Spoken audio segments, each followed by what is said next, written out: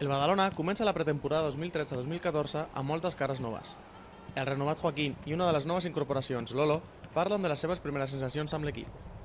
Bé, aquest és el segon dia i la veritat que les sensacions són molt bones i bueno, la veritat que tot pinta molt bé i de moment cansadet avui perquè l'entreno ha sigut una miqueta fort, però bueno, és el que toca ara.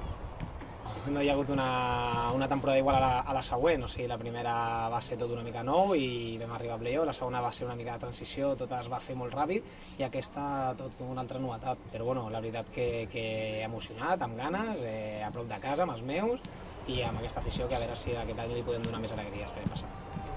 Sí, el equipo está cogiendo la forma, hay buenos 20, buenos jugadores y esperemos que vaya bien.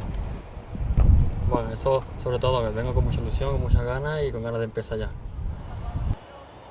El nou Badalona de Piti Belmonte es prepara per la nova temporada amb il·lusions renovades.